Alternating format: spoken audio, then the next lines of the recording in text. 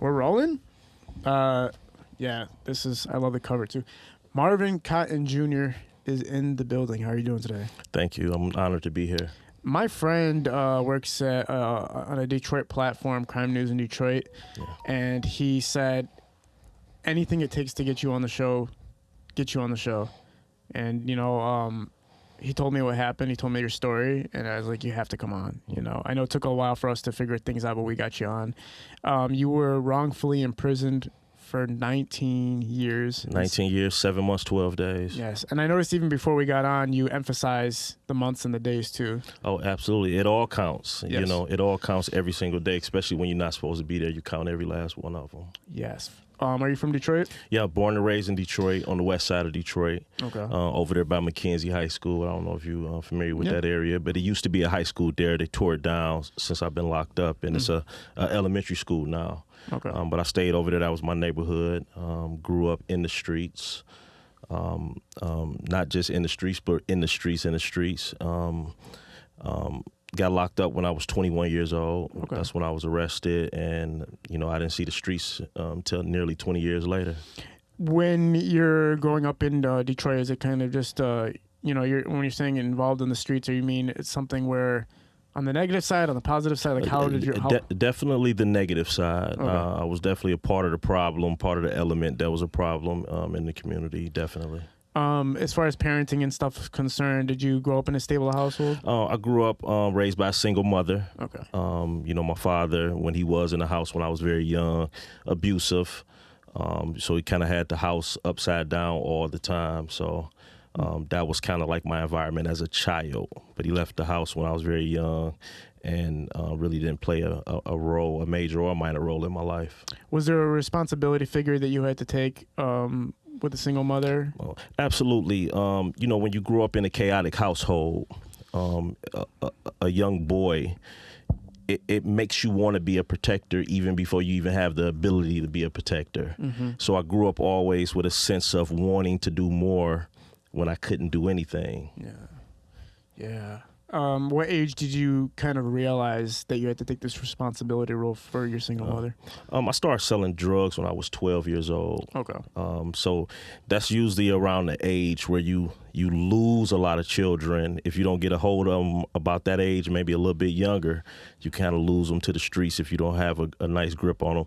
And that's when I really dived off into the streets, when I was 12. How do you enter the process of getting into the streets at 12? Like, do you know somebody that knows somebody? Like, what's the first? That's always the case. Yeah. You learn about the negative things from your friends. You learn about the negative things in school, just like you learn about the positive things from people that you connected to. So that's definitely, what it was. Okay, so 12 years old is roughly, I mean, for me, I can't even understand, like, how that comes to play. I have a 12-year-old cousin that he doesn't even know how to ride a bike properly. Right. You know what I'm saying? So, well, the 12-year-olds nowadays don't even go outside. So you gotta go outside to know how to ride a bike. Right. You've noticed that. And now they're riding bikes on video games. That's how they're riding bikes inside the video game itself. Right. Talk about what led to the point of, I mean, obviously you're living technically a criminal lifestyle from the age of 12, but you had to do what you had to do to survive. Do you see it as that now? Do you see like you didn't have the opportunities? When you're young and impressionable, the negative things have a greater pull on you, because just thinking back at it, I had just as many opportunities to do the positive thing or the right thing too, but the negative things, it's usually easier. It's easier to get fast money. It's easier to get involved in stuff. It's easier when somebody say, here, you take this and you can make this, opposed to go to school and actually do a homework assignment and do this essay, stuff that takes time, stuff that you have to actually study and work for. That stuff is hard. It's hard to do, but it's worth it. And the stuff that's really not worth it usually give you value early on, and then it disappeared later. Right. And did you feel like it was immediate that you needed to make this quick kind of flip money versus taking the long route because you're dealing with a single mother and you're living in Detroit itself? Right. Being involved in the streets, you're constantly chasing an illusion. Okay.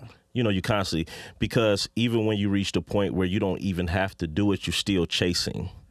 you still remember those days when it was tough, when you wasn't eating as much as you probably should have been eating. That's still driving you, even though now you can eat whatever you want to eat. Yes. Wow. What gets you? So, how long are you kind of living in the making a street entrepreneur, as I like to call it? How long were you a street entrepreneur for? From about 12 to 21. Okay, so from 12 to 21, and schools just fell off the radar at a certain point. Yeah. I actually dropped out of school in the 12th grade. I didn't have enough credits to graduate, so I dropped out of school in the 12th grade. So, Yes. I went to school. I just, didn't stay there. No, same here. I dropped out 11th grade, I think, something like that. I was gonna get the GED, but then I was like, I don't fucking want it. I actually had applied for to go to the GED course at Wayne Community College, and it was too late. When I went to enroll, it was too late. And then talk about what led you to the point of getting wrongfully convicted. So what was the day? What was the day that you got arrested? I was leaving my mother's house, and I had my daughter's mother with me at the time, and we were driving and getting ready to go pick my daughter up from the daycare. And I noticed that a car was following me, like immediately. I'm like, it's a car following me, but it was a Cadillac. So I'm like, who is that? Bent a couple of corners, they turned with me. So I'm like, I know they following me now. So I dropped her off, told her I was gonna ride around the corner to see if I can get a look at, who it was that was following me. And when I seen the guy, he had like a little brim hat on and a trench coat. I'm like, I don't know who that is. He don't even look like a street guy. So I called myself trying to make it back to her house, and the Cadillac blocked me off. And another Cadillac blocked me off from the back. Then through the front windshield, maybe several blocks down, I see a bunch of police cars coming with their lights. And then I seen the same thing in the rearview mirror. And I'm like, okay, this is the police that got me blocked off. Mm-hmm. So that was the day I got arrested. Did you have any clue of why you might be getting pulled over? Not at all. Or stopped in that kind of way? Yeah, not at all. Okay, so what's the moment when the police approach you? Obviously, our guns drawn and stuff? Yeah, when the uniforms finally made it there, they jumped out, guns out, banging on the windows with the guns. Mm-hmm. And I remember a lady specifically, she hit the window real hard. I thought it was going to break. And I had the car and drive, and I still had my foot on the brake, and I got police all around the car. I'm like, if this car move, yeah. they're going to shoot me. So I'm asking, I'm pointing down, like, can I put the car in park? Can I put the car in park? And they yell, open the door, open the door. So I put the car in park. Fortunately, it didn't shoot. They pulled me out, put me in handcuffs immediately, and I remember standing outside for several minutes before they put me in the car. And from there, you go to 1300 Bobian. I don't know if you heard the stories about 1300 Bobian, but yeah, they drove me down there. When you're getting handcuffed, you're still zero clue. You can't even think for a second. Okay, so talk about Bobian. 1300 Bobian, which I talk about a lot in my book. It reminds you of like an old movie. You get on the inside of it and you know that it's been around for a long time. The bricks is dirty, inhumane, just the way that it looks. It's filthy. You can tell that they don't even clean the cells or the sinks, even where you get the water from. It's filthy. Like, you can't drink water from this. But it's designed to kind of, shake you up psychologically and break you. And they've broken many people in 1300 Bobian. You said inhumane, kind of. Yeah, inhumane. It's not natural to live around that type of filth. To make you sick. So why would somebody do that? Why would somebody have you in that type of environment? What is it exactly? Is it kind of holding? Yes. At 1300 Bobian, the 5th floor. At that time, I don't know how they do it now, but the 5th floor was reserved for homicide holding. Oh my God. And the 9th floor, I believe it was the 9th floor, or I think the 5th floor was where, the 5th floor was the holding. And I think the 9th floor is where they question you at or whatever. It's kind of crazy because when you're getting arrested and, you're not guilty yet. But you still have to go through the circumstances of somebody who's guilty. Yeah, everybody goes through the same process. Mm-hmm. You get arrested, you may get interrogated or not. You get charged, you get arraigned. Then you go through the preliminary hearing, and then you eventually go through all the different motions, and then a trial. Do you think it's fair in any type of circumstance that it's not more, I guess, like suitable for just standard, like on a sanitary level, on any type of level, that when you are, arresting somebody and you're putting them through this whole Wobian street and this holding cells and stuff, do you think it should be more? Yeah, if they held to the standards that they claim they have, it would look a lot different. Mm-hmm. It would look a lot different.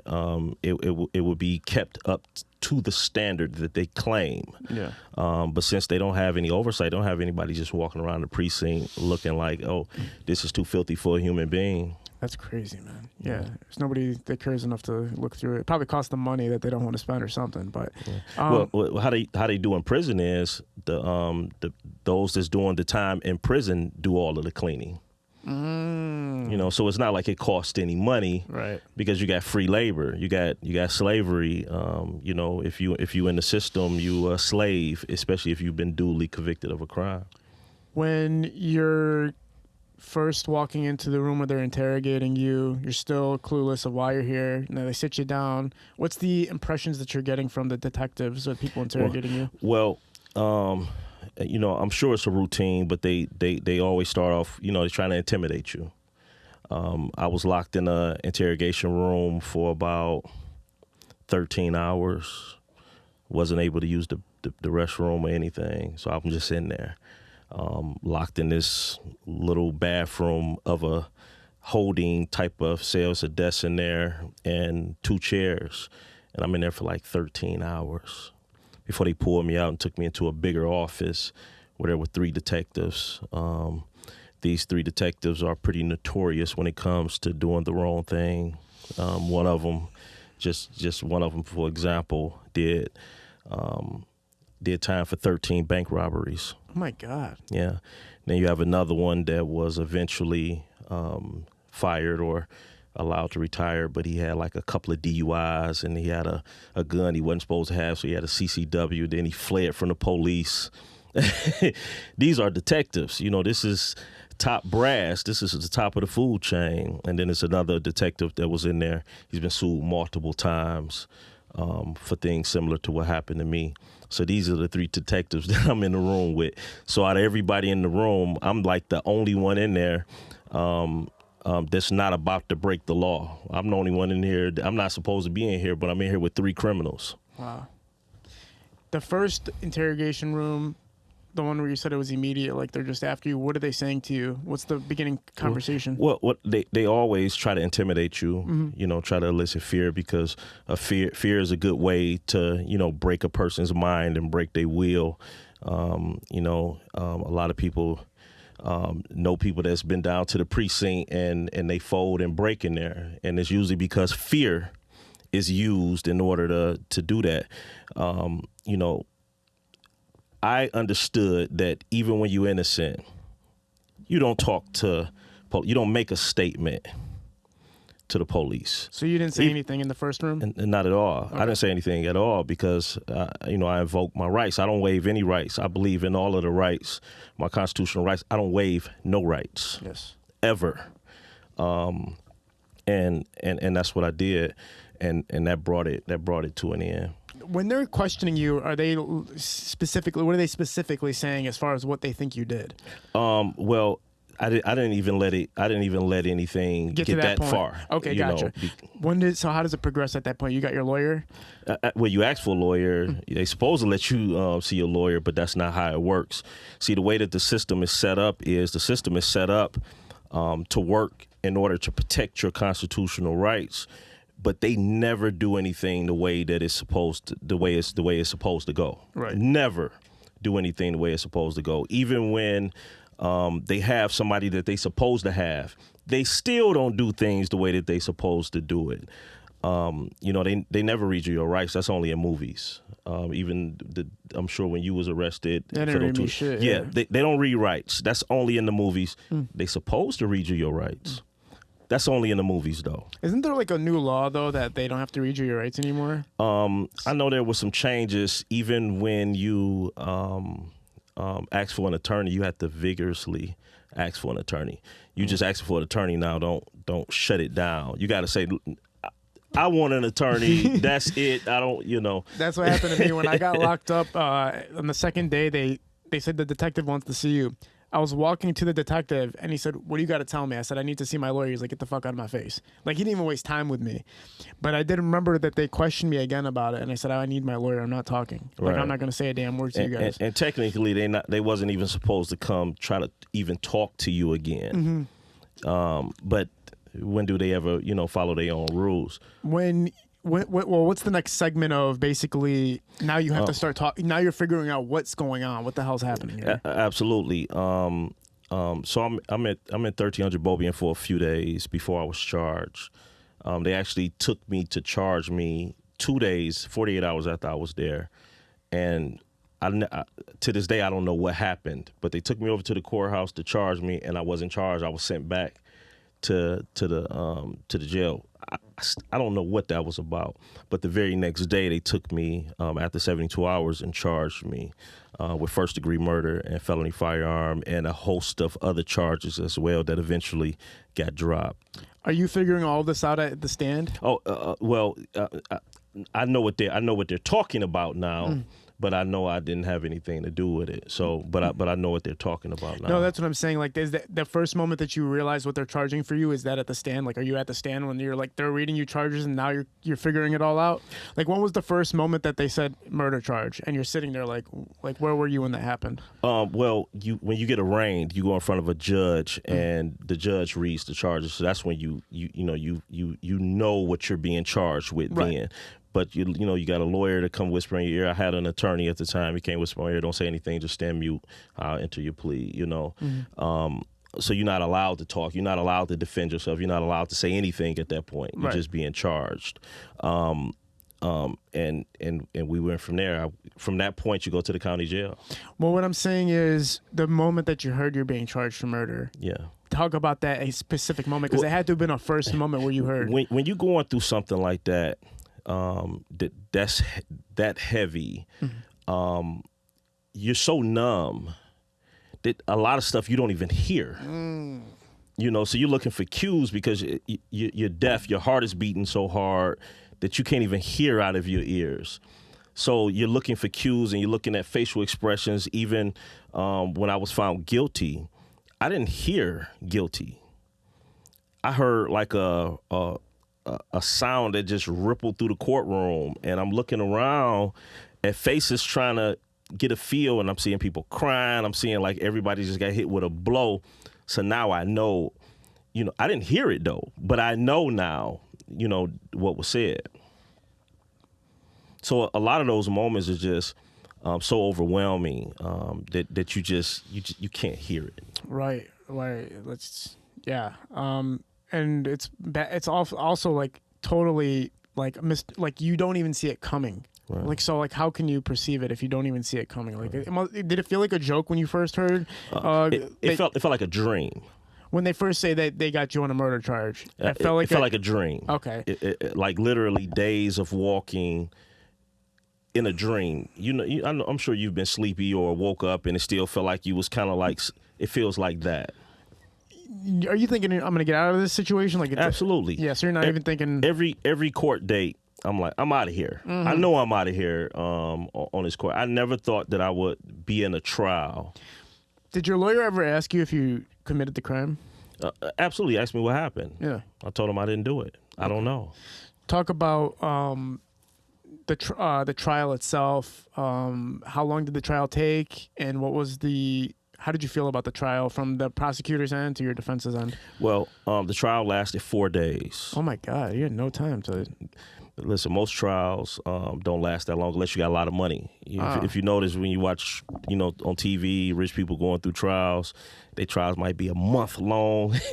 That doesn't happen in real life, especially with poor people. You might have a week trial. It might take 1 week. That's it. The same week. Yeah, same week. My trial started. We picked the jury on Monday. I believe we started taking testimony. It may have been Monday or Tuesday. Trial was over on Thursday. I was found guilty on a Friday.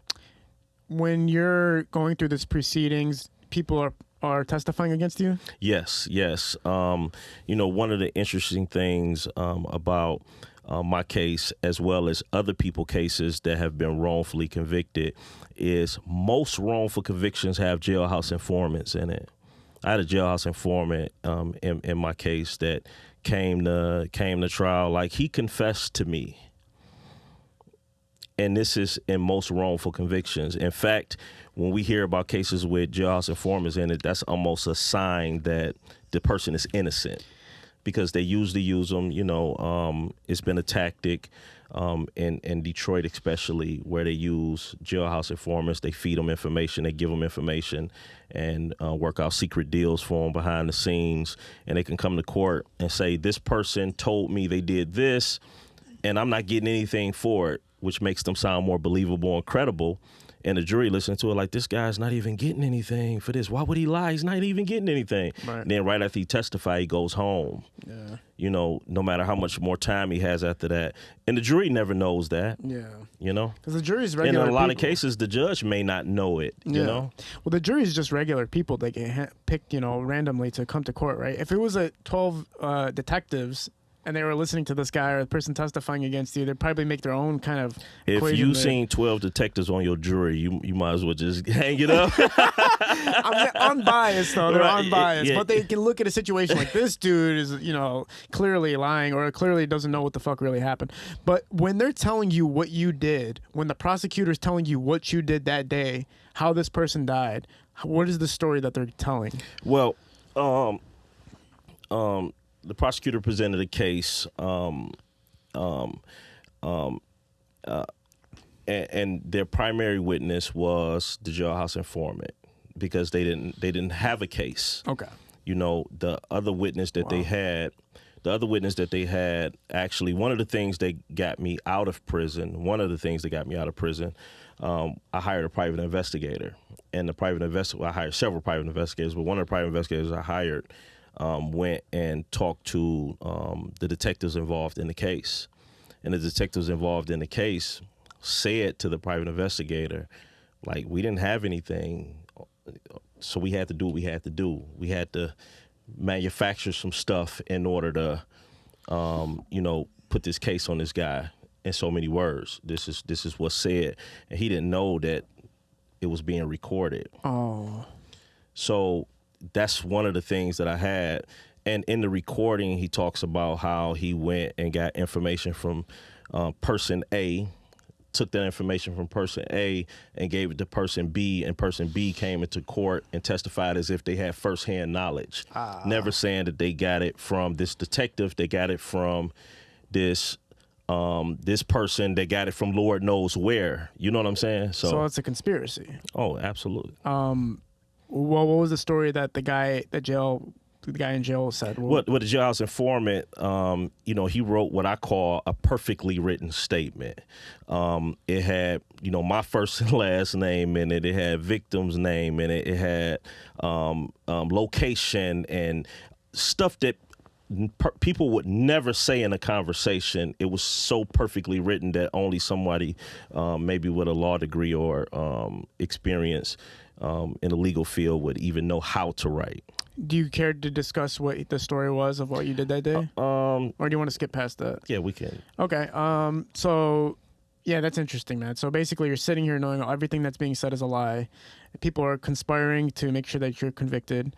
Now, the verdict, do you feel like you had a good defense attorney? Do you feel like your defense attorney did the job? It's crazy you asked that. The attorney that I had at the time, I thought that he was good, but he's been labeled as the worst attorney in Michigan. I've been there, man. Yeah, and this particular attorney, he has many wrongful convictions. Other people has gotten out that had this same attorney that was found to be innocent of doing major time. So your defense attorney has had people that have been wrongfully convicted? So yes. Your defense attorney sucked. In so many words. I mean, let's get real. Yeah, he's been disbarred as well, but not for that. He's been disbarred for some other things, but he probably could have been. When I was 5 years old, I got in a car accident, and my parents at the time, we were hit by a car on a red light, head-on-head collision, and everybody said, "This is the best lawyer you can get." in Michigan. And so they hired Schwartz, not knowing that the husband had died, and now we had the wife. So basically the wife was a lawyer too, and she was a terrible, terrible lawyer. So what could have been like a $300,000 lawsuit, we got like $30,000 for. But like, it's just crazy because you don't, how do you know until you know, really? Like, there was no internet at the time. I'm sure there wasn't like Yelp reviews on lawyers, or like, I still to this day, you don't really know until you figure out, kind of, right? Well, when you're in prison, you follow every attorney, especially after you've been through what I've been through. You follow every attorney, you follow every prosecutor, you follow all of these different detectives, what detective's name is popping up in all of these other wrongful convictions, as well as lawsuits. I was finding lawsuits of detectives that were involved in my case. Like, look at what, because I'm putting the pieces together, trying to figure out who I'm dealing with. And if you've done this to other people, what statistics has showed is it's always some of these same officers that's doing it to multiple people. Sounds like a movie, really. Yeah. Sounds like a movie, and it's crazy. You see this in movies, like people band to conspire against somebody to give them, like the movie Life. Did you ever get a chance to watch Life with Eddie Murphy and? Yeah. I believe I think I first seen it in '99, which was before I went to prison, and I loved it. Mm-hmm. But then I watched it after I had Life, and it wasn't a good movie no more, because you remember in the movie, both of them were doing time for something they didn't do. Yeah. And I had a co-defendant, and now both of us are in prison for something we didn't do.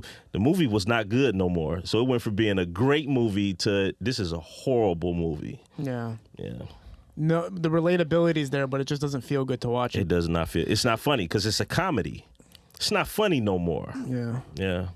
Well, there was one scene in that movie that always sticks in my mind, is when they get out of, they're like already old at that time, and they get out of a car and they see how times have changed. Yeah. And you can see Martin Lawrence's eyes. He's just looking at somebody with a boombox, not knowing what this boombox is, and just knowing I missed a whole generation, basically. Right. Yeah, it feels like that. Even though the timing is different from that movie to what I've experienced. Right. But getting out and seeing everybody with a phone in their hand, just stuck in their phone. You driving on the freeway, and the person on the freeway is driving their car, and they got their phone in their hand. It's just like a completely different world. Right. And the culture, everything is different. The men are different. The women are different. Like, everybody's different. Man. Yeah. No, man. I can't wait to dive into that more too with you. Talking about the conviction now, like you said, it's kind of you're senseless to it now. Like, you don't even. Well, I don't know if senseless is a word, but you're not feeling it exactly in the moment when they're saying you're guilty. Absolutely. You're kind of like what's the word you would describe that moment? Shell shocked. Okay. I always liken it to, being in a war, and bombs are being dropped all around you. You're seeing friends, be murdered and killed, and people falling all over, and you taking some shots, and then now everything gets quiet. But you just experience all of this stuff around you. So, getting hit with those type of blows, that's what I equate it with. It's crazy too, because when the drama that the TV presents of a jail room conviction, you watch it on YouTube, you can see people getting convicted nowadays, and you just see them get arrested, and they go behind it. They go through a door, and then they're gone, right? Right. And it's like, even though there's so much drama in it, for the person going to jail, it's as simple as, well, now I'm spending my life in prison. Like, that drama that you just saw, like, right, ended kind of right there. Similarly to, like, when somebody dies in real life, it feels like a whole drama thing, but they just get picked up in the, and they put them they send them to the purgatory or the morgue or whatever, and it just ends there. That's it. Like, there is no drama after that. It's right. over. But with a conviction, there is, because you leave the courtroom, and then you walk into a whole new world that has its own plots and stories and drama and violence and a whole new system. So, yes, it ends there for everybody that's watching you walk through that door. Mm-hmm. But for you don't have time to even relax. You're walking into prison now. No. You get convicted of murder, you're walking into a level 4 prison. Yes. So even relaxing or letting your guard down or anything, that's out the window. Your fight just transferred from your fight in the courtroom to now your fight on the prison yard. The first days, walk us through the experience. Now you're here. You're probably gonna appeal immediately. But what's the first days like? Yes, all that is true. you still going through that numbness. It still doesn't feel real. You're still trying to wrap your mind around, what just happened to you. And now the reality of all the things that you're going to lose is on the forefront of your mind. What's the percentage in your mind of, well, when I appeal, I'm going to get out of here?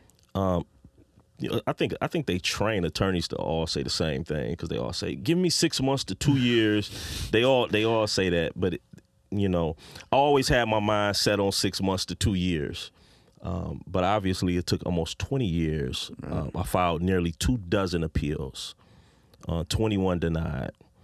It was the last one that wasn't denied, but it wasn't even the appeal that got me out. It was the prosecutor office, conviction integrity unit, reopened my case, reinvestigated my case. And it was actually Kim Worthy, which is the Wayne County prosecutor, and the conviction integrity unit that's ran by Valerie Newman, that took the lead on getting me out of prison. So out of all the things I've been through, all of the fighting with the, in the courts with these detectives and all of this stuff, in the end, it was the prosecutor office that actually got me out of prison. Wow. You figure, too, because prosecutors, like, they want to make sure that they're flawless. Like, we're getting everybody, I don't care if they're innocent or not, type feel that you get from them. That is a culture that is real, not only in Michigan, but in America. That is real. A lot of times, a lot of cases shouldn't even make it into a courtroom. You got somebody with legal eyes, and the public play a big role in how prosecutors move and that whole culture that's in the courtroom. The public always wants somebody to pay. When something happened in the community, something that sends shockwaves or rifts through the community, somebody should pay. Justice should always prevail, period. But you got to have the right people. And when you have information or evidence that suggests that you have the wrong person, you have to know how to pump your brakes and not be all gas and gun-ho on just trying to get any damn body. Yes. It's a way to calm the community down. Yeah. And it works, unfortunately, until it touches your doorstep. And then now your family is very aware of this wrong that happens to more than just you. Who was able to give you, what's it called? Like, an alibi, or what do they call it when you were somewhere else? Like, did anybody come to your defense to say he was with me at that time? Like, he wasn't there? No. The people I feel the sorriest for are the innocent people that's in prison that can't prove it. Because if you can't prove it, all you saying is I didn't do it. But at the same time, the person that said you did do it is the only person that's saying you did do it, right? How many people testified against you?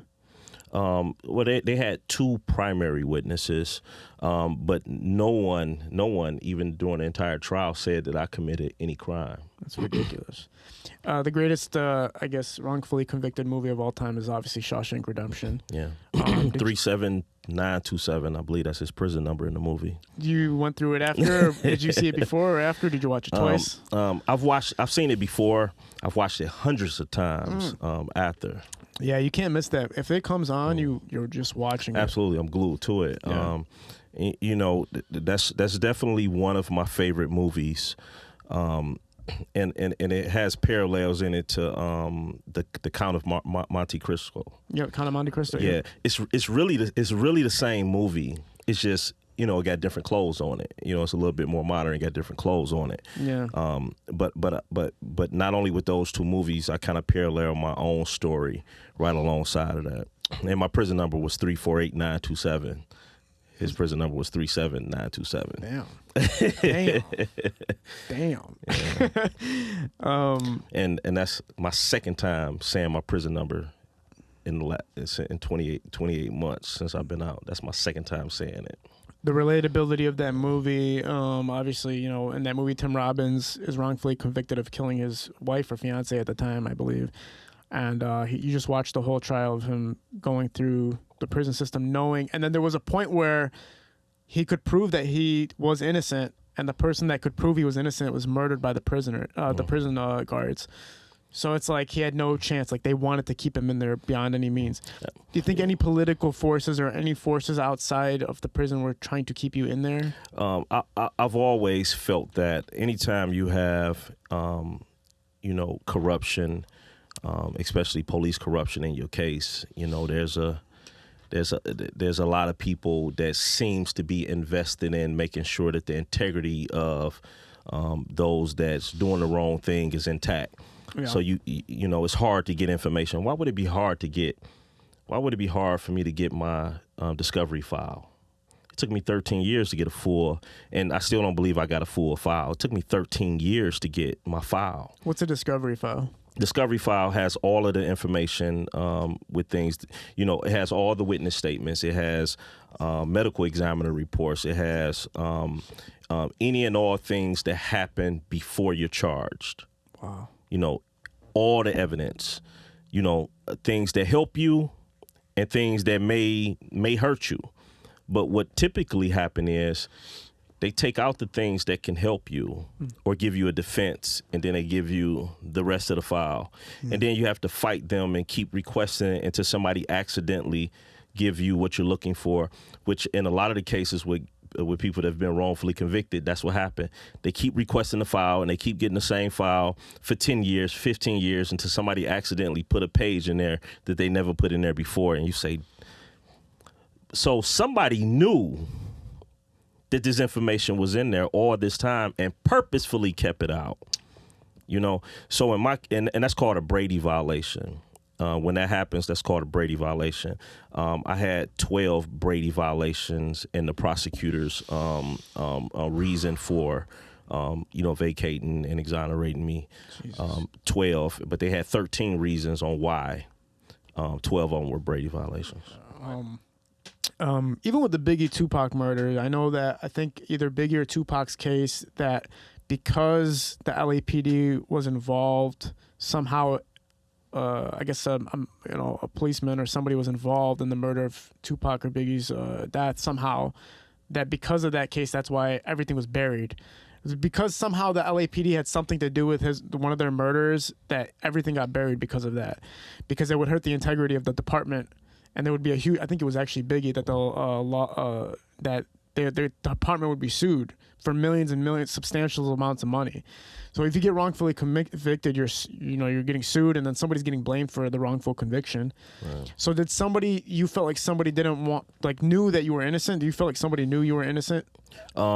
Absolutely. You know, I believe, you know, from the very start, you know, they already knew. I had a pretty contentious relationship with law enforcement, you know, had problems where I filed complaints against law enforcement before that. So my relationship with law enforcement was already contentious. So you already, from the beginning, you think they knew? Oh, yeah, absolutely. Okay. They knew I was. Why do you think they targeted you? Well, because I was beefing, you know, with the police in a lot of ways, you know. So I filed a complaint against them, and the complaint really, it went somewhere. And it was against some of their top officers that had broken into my house. Whoa. For over complaints? Yeah. Do you think it really comes down to that level of like dirtiness, that because of complaints that they're gonna fuck your whole life up, basically? Yeah, well, it happens. It happens a lot. It happens a lot, and sometimes it doesn't even take that. Are you scared as a person to file complaints against the police department, even though you're living a life that, you know, obviously you go to jail for? Right. You know, at the time, being young, I was afraid, because it was a lot of retaliation that came from that. You know, I was arrested multiple times for no reason, never charged with anything, just arrested, locked up, hold me for a day or two, let me go, come back, arrest me sometimes the same day, throw me back in there. It was just a cycle of that. So being a 20-year-old kid, you know, of course there was some fear in that, especially when, you know, it started to seem like it was escalating. I didn't know where it was going to go. Yeah. But now, you know, I don't have absolutely no fear. You know, a lot of what I do is fighting for other people and helping innocent people out and doing things in the community. Sometimes I have to go into neighborhoods that a lot of people wouldn't even walk through in order to help people in the community out with resources and stuff like that. So when you're going through the beginning processes of being imprisoned, again, I know, you know, obviously you're doing everything it takes to get out, appealing, doing what you can. Can you walk us through your first days of just knowing that you're in prison and knowing that it's going to be a while before you see sunlight? You know, when you're walking into a new world, you're trying to figure it out. You're trying to, what's the rules to this place that's different. You know, I had never done prison time before. My first time in the county jail was with this case. I had been in the precinct on other occasions, but not anything that led to charges that would send me to the county jail. So walking into this new world, you're trying to figure out what the rules are. You know, my first day was an experience. You know, I was sent to Jackson quarantine, and on the day that they sent me, it was, the correctional officers was, they had handcuffed the guy and took him down to the desk and was beating on him all night. So you had other guys lighting fires and throwing it at the police, and It was just like all hell had break. That was like my first day. They was pepper spraying. I'm in there. I'm in the cell choking. Wow. So that was my first day. So I'm like, is this what prison is about to be like? Man. And some weeks or some months, that's exactly what it was like. And then you might have a little laid back period where stuff's still happening, but nothing on that scale. What would you explain the emotion as far as the day-to-day process? Is a torturous a word? Every minute, every hour? Did you ever clear your mind from it? Like, okay, it's just another day? You get numb to it so much so that even now, I still have the layers of not being affected by anything. You in prison, you may see somebody get stabbed in the chow hall at the table next to you. And the first thing you look for is make sure it's not somebody you know. And then you look at the person that's doing it. And then you kind of eat your food, and you don't want to gesture too much because you don't want to even draw any attention to what's going on, because that's a whole nother thing. Yeah. So you become numb to it. Like, I got to eat this food so I won't be hungry. Lockdown, this is the last meal of the day. So you still got to be able to keep your appetite after seeing something like that. What year, do you remember the year and day that it was that the first day you were locked up, where you're convicted already? I was sent to Jackson quarantine February the 13th. November 13th, 2001. Okay, so 2001 we're talking about. Yeah. Is it? No, I sound so stupid for asking. Is that at the same time September 11th kind of? Yes. They even mentioned during my trial, I don't know who brought it up first, but I know my attorney and the prosecutor actually kind of said something like about that. And this is a time where we all got to kind of stick to it. It was something weird, something that probably shouldn't have been said during a trial. But I was in the county jail when that happened. And, I remember them locking it down. And, they took a lot of the deputies that was in the county jail, had to go outside to, kind of man downtown Detroit. So we were all locked down. Wow. What age were you at that time? 21. So you're 21 in 2021. Yeah. September 11th happens during the trial, and you get to see the reaction from everybody at that point. And yeah, there was like a unity kind of stance going on across the country. Yeah. My trial was in October, September. Wow. Yeah. So while it's happening. Now, going through the experience that you're in jail now, you're really freaking young, new experience. Did you have to follow a group? Did you have to get clicked up with somebody? Did you have to follow something where like... No. The culture has kind of evolved into that. And there's always people that, might want to join up for that reason or whatnot. I really wanted to grow. I knew I needed to grow in order to find my way out of the situation that I was in. I knew that I needed some knowledge, some wisdom, some understanding, because the people that put me in prison, they obviously were smarter, so smart that it took decades to kind of figure out some of the stuff that they did and hid. And even to this day, I still don't know the fullness of the things that they did. So I know I needed to grow. I was losing everything. I'm losing property. Relationships are falling off left and right. Lost about 95% of the people I was connected to in the first year. People not answering your calls. People not writing you back. You know what I'm saying? You may not get the new number when the number changed. So you lose a lot of people immediately. No. So I was losing a lot. I wanted to hold on to some things. I wanted to maintain a relationship with my daughter. I knew I had to build my mind up. So, I involved myself in the Nation of Islam, and that's where I got a lot of my growth from. I owe my thinking and the way that I move, my discipline, my strength, to the brothers that shared what they shared with me and taught me. You didn't take the victim mentality at all? Not at all. Not at all. Of course, in my situation, I was a victim, but it wasn't my thing. I didn't have time to be a victim. Right. I didn't have time to sit down or lay down, or I would still be in there sitting down and laying down. Right. And I apologize for how I said that. No, it's okay. It's cool. The victim mentality, as far as that, how you're maintaining yourself, not that you're obviously, it's interesting too, because you're losing people. You're losing 90% of people in the first year. Do you think that people you were losing thought that you were guilty, or do you think that I'm sure I've lost people because... Or it's just hard to maintain a relationship, maybe? All of the above. I'm sure I've lost people because they didn't believe in me. There were people that I know believed in me and they still fell off because they didn't know how to help me. They didn't know, when you're fighting a case, it's the people of the state of Michigan versus Kid L. Damn. People of the state of Michigan versus you. Yeah. That's a giant, man. Versing you. And then here go your family and your friends and people that you cool with that like you. Some love you. Some don't know what love is. And they looking at this and say, how can I take him out of the mouth of the beast? So they don't even try.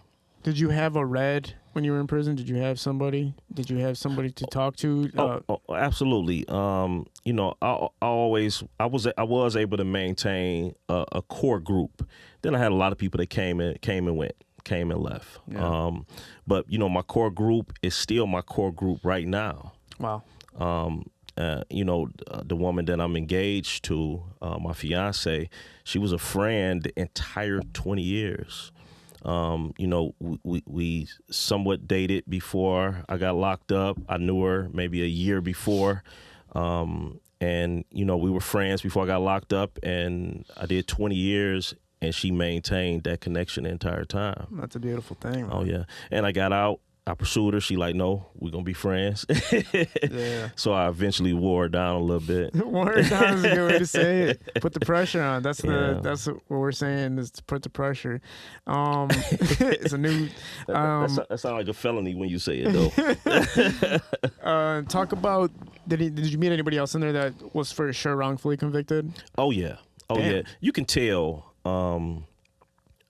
people that's not supposed to be in there fight a little differently.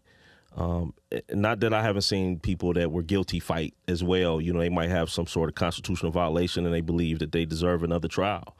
And they may fight hard, and some are intelligent enough in order to do that. But I used to be able to see the innocence bleed through people in the way that they fight. And then you have innocent people in there that don't have the mental capacity to fight for themselves. Yeah. They just don't have it. So it's not that they don't try, they just don't have it. Yeah. They might be on the med line where they take in, the medication from that the facility is giving them, which is making it even more impossible for them to fight.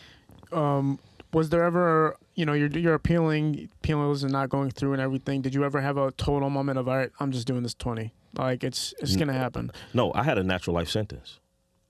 So did it? Yeah, sorry. So did it ever come to that point where you just thought that's it? Like, never. I never gave up. Okay. I've had a lot of setbacks, a lot of blows that knocked me down. Yeah. To where I had to sit on that bunk for a few days and just collect myself. But the thing about losses, when you lose an appeal, in order to appeal to the next step, you only got a certain amount of days. You might have a 14-day deadline, a 21-day deadline. So the process of even grieving a loss is impossible. Wow. You don't have time to grieve. You can't grieve when relatives die, when friends die. You can't be walking through prison sobbing and crying. You can't even be on the phone when you get the news and break down. You're in an environment full of wolves and people that would take advantage of any perceived weakness. So you lose the ability to grieve almost immediately. So even when you're losing in the courts, you don't even have time to get upset about something that is completely unfair. You don't even have time. You have to get right back on your grind. You have to get right back in the fight. Next play, kind of like next Absolutely. play. I became a professional loser. Wow, man. To where, losing brought out the best fight in me. And when I started winning, I didn't even know how to accept it. I literally did not know how to accept when I started winning.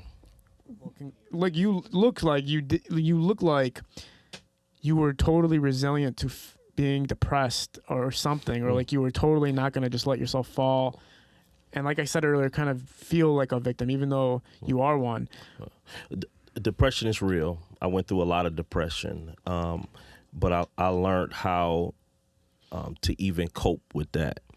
I always was a teacher in prison. Where I'm doing the teaching and the training and organizing and keeping the men together. Was in leadership positions and stuff like that. So moping around or even signaling that I'm depressed wasn't even an option. Yeah. Because I got dozens, several dozen men that's following me. So you don't have time to be depressed. You back into it, but I can feel it. I knew when I was going through something, and you go through different patterns of it. Sometimes it hit you lightly. I became so good at knowing when I was going to be depressed. I knew like weeks, like I feel it coming on. So I would try to combat it or whatever, and you have to go through the process of it. You converted to Islam? Is that how they would say it? Yeah. I practiced with the Nation of Islam. Cool. And they kind of like a group that builds a community within. Now, when you're trying to maintain this kind of the standard here of living, I'm sure you guys want it to be peaceful. I'm sure you wanted to go through your time peacefully. Did you ever felt like life-threatening moments where it's directed towards you, or anything that made you feel like maybe my time's up here? No. My prison experience, prison is that type of place. I don't even want nobody to think that it's not. My prison experience was a little different than that. I didn't have those type of issues or those type of problems. Yeah.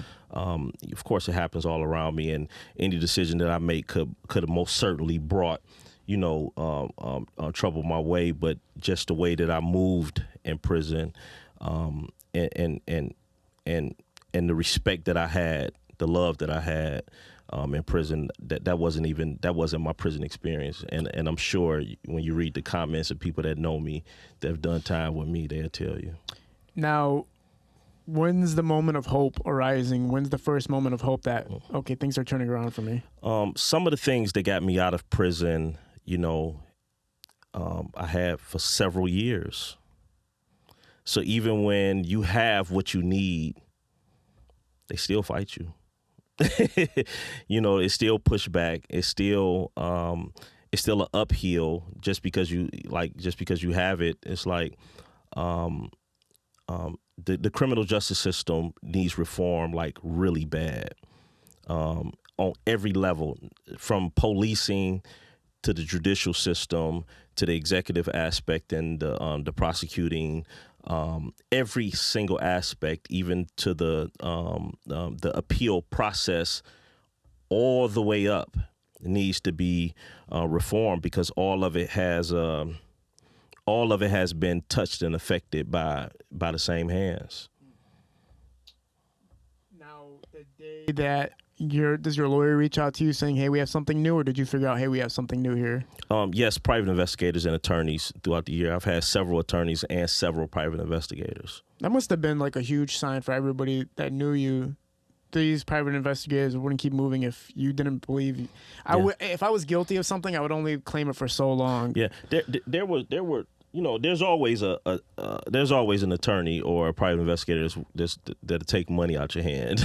Damn, for that long, they never gave up type. Like, even though they're getting paid, it's like. Yeah, and I've had most just take my money and ran and didn't do anything. Say, well, I'm charging you for that conversation that we had. I'm charging you because I came to visit you. Eat all your money up with these frivolous things. Mm-hmm. So I've had that happen. And that was very frustrating. And, you know, when it came down to it, my attorney, Christina Larson Dunn, she was court appointed, and she worked harder than any attorney that I had ever paid. And she walked me out of prison. What was the first piece of evidence that got I guess, you know, they put that piece down and said, this is what we have now? Well, there were when I filed my appeal that never got denied. It just opened up and gave the prosecutor an opportunity to come in. I had several different affidavits in there. The jailhouse informant had recanted, said that he had lied, and you know, the detectives had gave him this information, and he had got a secret deal out of it, so he came completely clean. I had some more affidavits in there, some stuff that police had hid, and of course, all of that together was enough to at least get the prosecutor's attention. Who was the person that made the false claims and Well, he actually just passed. His name was Ellis Frazier Jr. Okay. You know, my case wasn't the only case that he had did that on, but I didn't know it at the time. What was his position?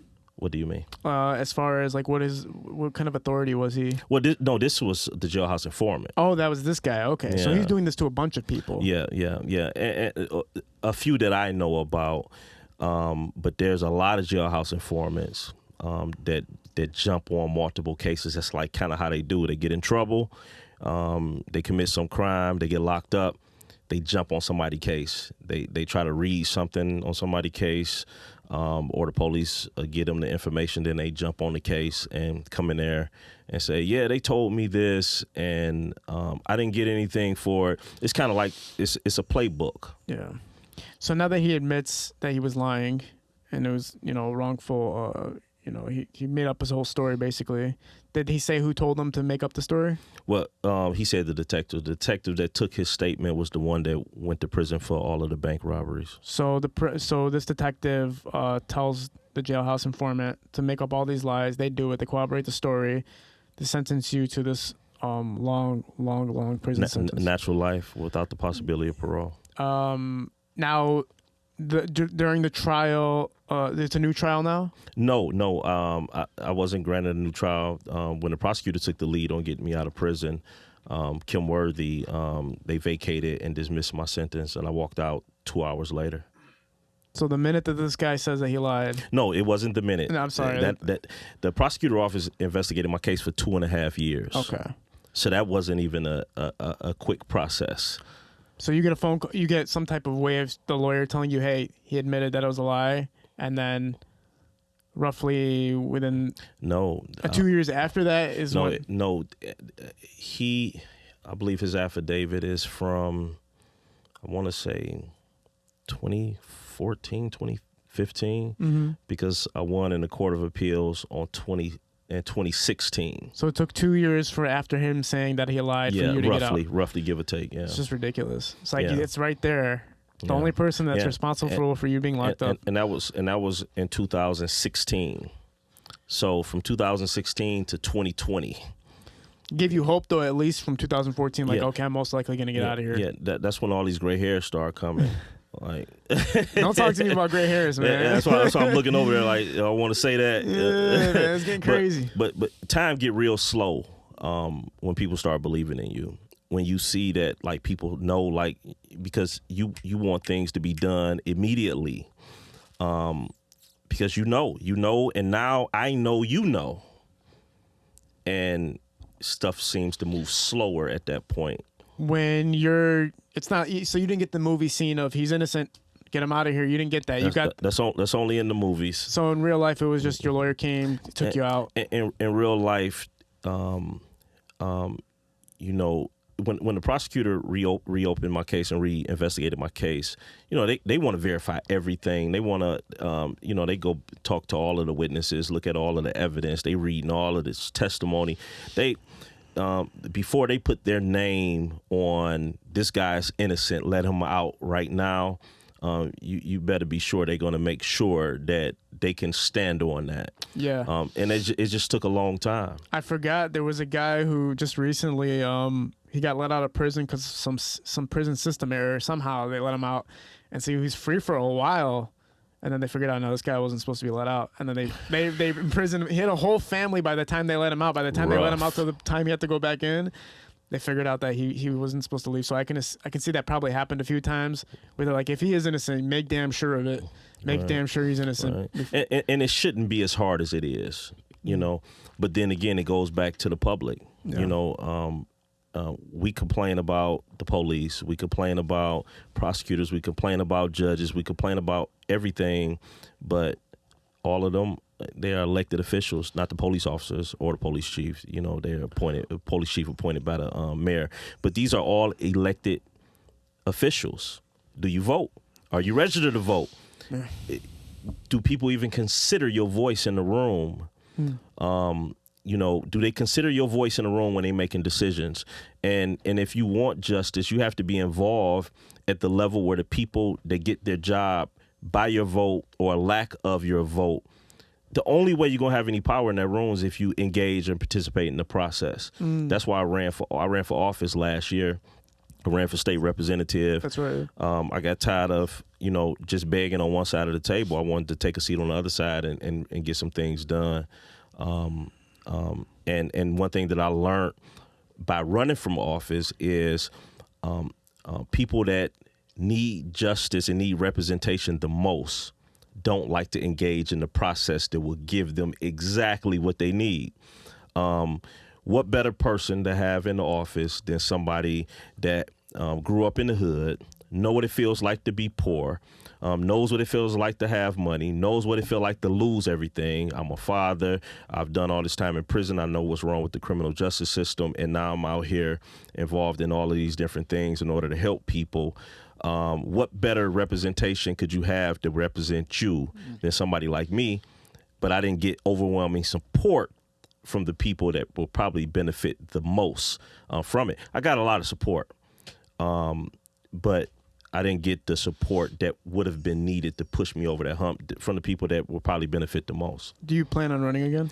I don't know. I know that's a real political answer. Everybody be like, I don't know. You know, you're gonna save this one for Fox News, right? But running for office is one of the hardest things that anybody. Like one of the hardest things in the world. It takes everything out of you. Yeah. It takes everything out of you. Your whole world fits into your campaign. So you take your woman out on a date, you're gonna do it while you campaigning. You know, she gonna be out there campaigning with you. That's like that's your date. You spend time with your children on campaign time. When you're out, the first days you're out, what year was it that you were released from prison? October 1st, 2020. Okay. Let's just a little silly for a second. Did you bump First Day Out by T Grizzly? Did that come to? No, but I listened to it a lot when I was in prison. Really? And I imagined myself listening to it when I got out. But I listened to it. I mess with T. I listened to a lot of Detroit music. And so that song, did you feel it when it came out? Oh, absolutely. It means more to you, you know, when you've been through that and you're free. Yeah, you know, it definitely means more when you've lived it. What was your first experiences after 20 years or 19 years? I thought I wanted some fried chicken and some macaroni and cheese and some asparagus. This is the meal that I had been planning for 15, 16, 17 years, and when I got out, I didn't even have an appetite. I wanted to take a bath, which I did. You don't have bathtubs in prison, so just taking a bath was something I really wanted to do. But for the most part, I just wanted to lock myself in the hotel room that I was in. And a good friend of mine, Mike, who is part of OTM Group, some more Detroit music that I love, he called me and was like, I'm coming to get you right now. Yeah. You're not about to be, because I wanted to be caged off. That's what I've been for 20 years. So it was like natural to kind of wall myself off. And he wasn't having it. He came and he took me to a crowded place and that I didn't want to be in. You know, he took me to a lounge and, you know, it's weed smoke in the air, it's drinking, it's loud people moving in all around me. So that was, but it broke me from wanting to just be alone. Yes. Yeah. I can imagine that, Yeah. man. Just needing time to just sit there for a minute with knowing you can leave, just knowing you can sit somewhere in a room and leave, and just to take that time with that. Now, the getting back on your feet and everything like that, did they compensate you? Well, I'm still, I'm fighting them for that right now. Okay. Everything is a fight. Nothing is, you go from, fighting appeals to now you have to fight them for that. You have one aspect of the government that took the lead on getting me out of prison, and then you had a whole nother aspect of the government to hire attorneys to fight me. What do you think? Do you have a projection of what it could be? I know. I don't know if you know Davis Sanford Jr. or I think his name's Davis. Devontae. Sorry, I apologize, Devontae. Yeah. Because he had the gas giveaway and everything, and I know they're compensating. Absolutely. I actually talked to him today too. Cool. A good guy. I really like him. Yeah. I'm thinking he gets compensated monthly, I believe, for wrongful imprisonment. Is that something you care about? Do you? Absolutely. I believe that a measure of the justice I deserve is compensation. That's a measure of the justice. But no matter how much they compensate me, what could they really do to give me my life back? Yeah. But what they owe is what they owe. But what could they really do to make me whole again? You got people that go to prison for nothing. Yeah. They'd do something that's not even worth anything and go to prison. Yeah. So I guess there probably would be some people that you probably can pay to go to prison, but I'm damn sure not one of them. Yeah. Yeah. No, man, dude. I mean, Jesus Christ, and the way that you've, the way that you've come back from it is incredible. Like, I can't even, like, when I'm sitting here with you, it's like I know you did the 20 years, but it's like you're so. The way you present yourself, your energy, and the way you're carrying yourself, it's almost like you're just so, your wisdom is just like at an exceptional level, like an exceptional level. I can feel it through you. So it's almost like, I can't believe it, but I can believe it. I appreciate that. That's one of the things that said to me the most, like, you don't look like, you don't wear prison on you. That's what people say. You don't wear prison on you. I really owe a lot of how I've grown to a lot of the experience that I had in prison. Yeah. I was responsible for a lot of people. So I had to, really step my game up in order to help feed the people that was around me on the different levels that they needed it. So, it helped me grow in the process. And pain has a way of growing you up as well, The book that you have out now, Better Not Broken. Bestseller. Yeah, Amazon bestseller. Oh, incredible. Yeah, it's doing pretty good. Now talk about this book a little bit. What can people learn from this book? It's a self-help book, but each chapter, I'm breaking down different things that I went through. I actually talk about a lot of stuff that you and I talked about today, just going through the process, entering the world. But at the end of each chapter, I actually I'm tied in to where whoever's reading it, they could see themselves in it. It's a self-help book. So I'm giving you the pain and the things that I had to overcome, and I'm telling you how I overcame it. I'm giving you the mindset behind it. Yeah. And I do it in every chapter. And I think anybody can read it. If you ever been through something that you brought on yourself, or if you ever been through something that you didn't deserve. I wrote it from a point of I had this huge thing that fell on me, and I had to deal with it. And I had to come out better opposed to being broken. That's why I named it Better Not Broken. That's beautiful. That's a beautiful title. Is there anything else that you can share with anybody to promote, or anything that you want people to look forward to or check out? People can follow me on my Facebook, Marvin Cotton Jr., on Instagram, _real_FMC, or Better Not Broken on both platforms. I do a lot of stuff. I'm involved in a lot of things in the community. You can always follow what I got going on, so you can pop up. Okay, that's an exceptional blazer, by the way. You want to shout out who gave you that? Did you pick that out yourself, or somebody? My fiance, actually. This is a gift from her. Beautiful. I forget what we were celebrating, but it may have been when I first started my business, Better Not Broken LLC, which I do motivational speaking. And I believe she got me this just to congratulate me. I started the business a few months after I got out. I came out not wanting to work for anyone. That was my mentality. I'm going to do my own thing and build my own thing. And that's my baby. Oh, for sure. No, man, awesome. And you got right to it when you got out. You got 3. I mean, right away starting a business, man. It's something that matters and can reach out to people.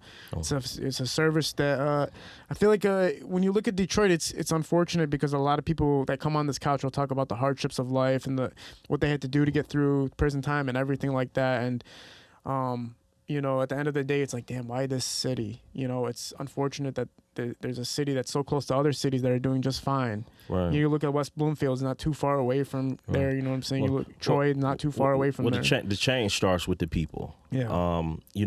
You've had more jewelry, more money, more $10,000 outfits to sit on this couch than probably most couches in the country. But how many people that sit on these couches own the vacant lots that we're seeing, the houses that's falling apart that we're seeing, these buildings is just sitting with no business in them and all, they're just sitting. The city is crumbling because people are not stepping up. Now, that's not a shot at anybody that sat on this couch, more so than it is a call. It's a call to duty. Like, if we want Detroit to be better, everybody say they love Detroit, 313, this and this and this and that. How are you investing in it? How are you investing in it? Claiming your hood, repping your hood is not making Detroit fulfill its potential. The potential is going to be filled when we build it up and make it as beautiful as it used to be or even better. But the people of Detroit got to own the city, man. That's just what it is. And if you letting people from overseas and other people buy the city from right under your feet, right under your feet, that's why the city looks the way that it look. Because the people that have bled in it and sweated in it and cried and grew up in these streets don't own it, man. Don't own it. And I think that's going to change. We see a huge leap to entrepreneurship in Detroit. Like, everybody want an LLC now. Everybody trying to build credit now. So people are starting to move in that direction, but we got to move a hell of a lot faster, man, if we want to see some change, man. Profound, bro. Profound words, man. I really hope everybody watches this whole damn talk with you. Because even the way I'm feeling right now, everybody needs to feel like this. Just a different. You feel like going to buy a vacant lot tomorrow? That's the thing, man. When you know how it goes, man. People watch The Passion of the Christ, and all of a sudden, everybody's a believer and whatnot. Right. And people hear somebody's motivational speech from somebody who's been through treacherous things, and now you want to change your life. And I always look at life like this: you can help somebody change because there's always a window of opportunity through those people's lifetime. That if you just you might not be able to be on their ass every single day, but if you can keep throwing them these ideas and these thoughts, maybe one of those will snowball them into something. This is what I do. That feel-good feeling is what you talk about. You walk out of church, you feel good. And then you walk out into the reality that was there before you walked in, and then it kind of dissipate, and then next Sunday you go get the same fix. Facts. Never really, transforming the world around you. What I try to do is when people comment on this video and stuff like that, I try to connect them with organizations that can help them, because you may just not know what to do. Great intentions, beautiful mind, gifted, ready to fight, ready to go to war and change things, but you just don't know what to do. Yeah. I sit on 4 different boards of nonprofits, and I work for a 5th one. I work for Nation Outside. I sit on the board of Political Action PACs, as well as a nonprofit organization of Exonerated, which I'm the co-founder of, and Vice President Ken. Big shout out to Ken Nixon, who's the president. Me and him is actually jumping on the airplane in a few hours, trying to help a guy out that's on death row in Missouri. But I am connected to a lot of organizations. If you've ever done time in prison, you need to connect with Nation Outside. Because we're going to be able to give you the scoop on a lot of stuff you need to be involved in. You need to connect with Michigan Liberation. If you want some change in your community, get with Minister Troy at Mosque Number 1, Nation of Islam. Get with Zeke from New Era Detroit. Right. It's a lot of people out here that's already making moves. And you may have the passion and just don't know what to do with it. Yeah. Connect with some of the people that's already doing it. Yes. Yes. especially near Detroit, because especially how relevant they're keeping themselves in Detroit. Social media is a huge platform that people can connect on, and like you said, some people just don't know these resources exist, which is why I'm glad that you're here. So hopefully we can use this podcast as a way to inform people about that. And there's many more. There's many more. A lot of community leaders that I didn't name that's out here doing a phenomenal work. So. Man, again, I really do appreciate you being here. I'm definitely gonna. Do I get a copy of this? Or Absolutely, you get. I get one copy. You definitely get a signed copy for sure. Yes, Better Not Broken, man. I appreciate you being here, Marvin. Hearing your story again is just, I don't know. There's no words for it, really, man. I'm just glad you're here, and I'm glad you're using your experiences to help people.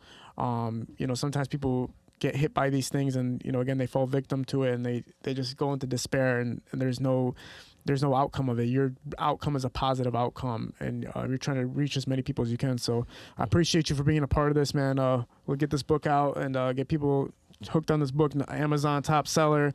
We're at Parallel Sound Studio. High Low Visuals is shooting these productions. We're out. Peace.